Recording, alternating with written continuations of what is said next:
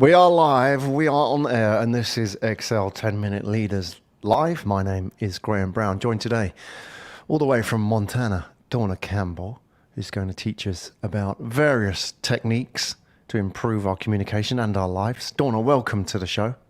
And thank you so much, Graham, for having me here today. And I'm excited, and it is a pleasure. Oh, the pleasure is all mine. So thank you for joining us on Excel today. We've got 10 minutes together. Are you ready? Yes. Well, let's do the business cards first. Get the formalities out of the way. Dawna, do you have a business card? If you don't, imagine, but if you do, what's on it? Well, you're going to learn that I'm an international healer, a best-selling author, and a professional speaker with my business card. All in the same domain? Do they all combine together? They do. They do. I started off with the healing work that I do, and there's one of three categories that most people want healing in, and that's relationships, wealth categories, or health.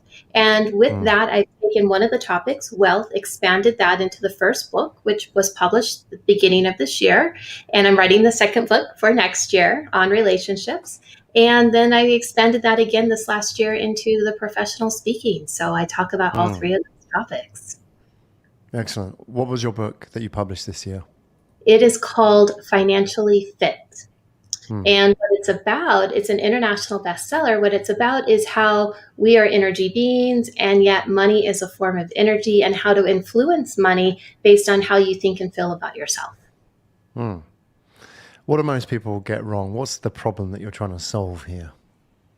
What most people don't understand is that how they feel on the deeper subconscious level is how money will respond in their life, as well as everything else.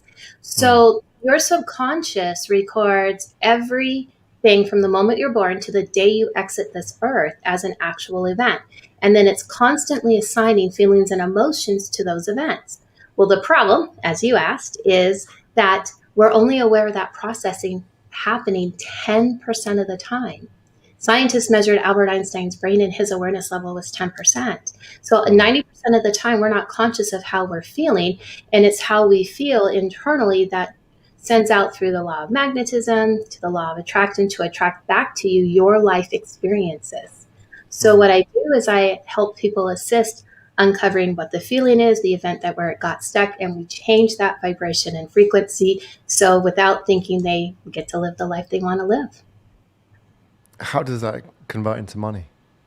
Well, how you think and feel about yourself on the inside is how money responds to you on the outside. So formally, I'm a financial advisor and a managing principal of an investment firm.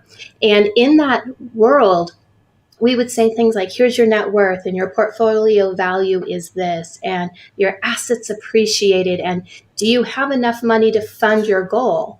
Well, when I was working with my clients, they were saying things like, I want to know that I'm worthy, or people valued me, or I felt appreciated. And what I learned over the last several years was if you didn't have enough money, say on the outside to fund a goal, you probably didn't feel like you were enough on the inside. And I started seeing a direct correlation. So when I worked on clients, even if it was a health issue, if it was a relationship issue, because we're changing that inner consciousness of it, the subconscious, when that shifted and changed to the correct corresponding frequencies of happiness, prosperity, love, balance, kindness, their money supply always grew because they felt worthy. And because they felt worthy, their net worth grew. Because they felt valued and appreciated, their assets increased in value, or their bank accounts appreciated in value. And it was all based on how they felt. So you're saying if they feel happier, then they accumulate more money? On the inside. Not that money brings you happiness. You got to be happy first on the inside. But yes, you're right. Is there too much association placed on happiness and money as a sort of correlation in net worth, self-worth, what other people think of you in our society? How does that work? I mean, you've worked with people who you've seen the numbers and how they feel about themselves. Yes. So if it's coming from the outside influence in, then there's too much emphasis on that, because money outside of you isn't going to necessarily make you happy. Yes, it provides lifestyle, it provides freedom, it provides material objects. But I know a lot of clients of mine who are incredibly wealthy going, I have all this stuff, but I don't know how to be happy. And yet I know people who don't have a lot of money, but they're internally happy because that's what they choose. So when we take that back and reflect it to what really allows us to be happy on the inside, you will realize that it may not correspond to the money on the outside. That's just a byproduct. And then you get to live the lifestyle that you want. So it's all about living the life you love and loving the life you live. So what makes us happy on the inside? Each person's a little bit different. So what I did to learn about myself and my own happiness was I kept track of what allowed my own happiness on the inside and what I called a happiness journal. And periodically throughout the day, I would just jot down a few notes when I felt really happy to see what brought me happiness. And it was things like receiving a letter in the mail from my son when he was at boot camp in the Army for his basic training. That brought me extreme joy and happiness. It wasn't something that money could buy. And it might be smiling at the grocery store clerk and their day changed and they were nice for the next, hour to the next set of people because they felt better about who they were. So it was all those things. So for me, they were like small acts of kindness. For other people, it might be vastly different. But how I came about this happiness journal was that I had an employer who asked me, are you happy?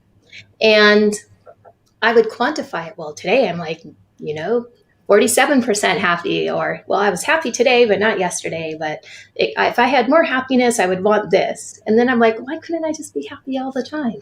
So when I started working on that and looking at it from that perspective, my life changed. And then I saw the same thing within my clients. And now their lives have changed just because they're happy where they're at. So then it invites them more in. So everybody wants to be happy most of the time. And you have this data, which is your journal based on the incidences and the things that happen and the events and how they impact you as well. The missing part is what's in the middle here. So if you know what makes you happy and you want to be happy more, how do you actually influence that? Well, then you just do more of the things that are in your journal that allow your happiness to come in.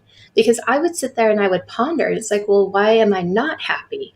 And when you start thinking about the things that didn't bring you in happiness, there's that lack of happiness. So then what happens is you attract more of what you don't want because that's where your focus is. And wherever you focus your thoughts are energy, and that's the energy that comes into you. So if you stay focused on the things that bring you the joy and the happiness for you, then that's what's going to keep attracting into your life and magnify, because that's how you're directing the energy. That's how you're directing your thought form. Okay. So I don't know if you know this, but tomorrow for you, Dawna, and today for me, it's World Youth Skills Day, according to the United Nations. World Youth Skills Day. So I want to give you the stage to teach world youth something useful that they don't teach at school. So we've got 2 minutes. If you had 2 minutes to teach all of the world's youth, the next generation, something that will improve their lives, what would you teach them? Well, what I would share is first to pay attention and have awareness to how you are feeling in the moment. Because it's those feelings that are in your energy field that attract to you your life experiences. So if you are angry for a moment, the only thing that's going to keep you stuck in that anger is your thought process. Chemically, inside as an emotion, the anger will only be in the body for about 8 minutes on a chemical level. So after 8 minutes, the only thing that's keeping you in a state of anger, for example, is your thought process recreating the anger. So that happens with any emotion, not just anger. But if you pay attention to how you feel in the moment, you can stop and ask yourself how you would rather feel and start creating that, and know that happiness would be there for 8 minutes. And then the way to stay happy, to keep happy, is to recreate that happiness every 8 minutes. And it's the same for peace. It's the same for balance. And you can use this so you can start eliminating the stress, the worry, the pressure out of your life, to have the happiness, prosperity, and love that most people ask for. The challenge is when you feel angry, it's Yes. hard to actually do that, isn't it? I mean, nobody wants to feel angry. I mean, some people maybe do, but most people don't. So how do you Right. get out of that? In that moment, you say, when you're checking your emotions, how do you Right. extricate yourself from that red mist? One of the things is that anger is saying something about this situation needs to change. So when you feel yourself that you are angry, all you have to do is start asking yourself, maybe even write it down on a piece of paper. What needs to change in this situation so I can experience love, so I can experience peace, so I can experience happiness? And you will know for you what that is. But a lot of times when we have those moments, we just get so tense and so frustrated that we know something needs to change. Often we don't know what that is. But when you can start identifying the things that do allow you to have the happiness, the peace, the balance, the prosperity, then you can start making some of those changes yourself. But the whole thing, awareness is the key. And without the awareness, nothing's going to happen. Dawna Campbell, everybody. Where do we find out more about you, Dawna? The easiest way to find out about me is on my website, and it's just dawnacampbell.com. And if you are in the United States, all you have to do is text the word manifesting to 26786, and that will connect you to my website and all of my social media.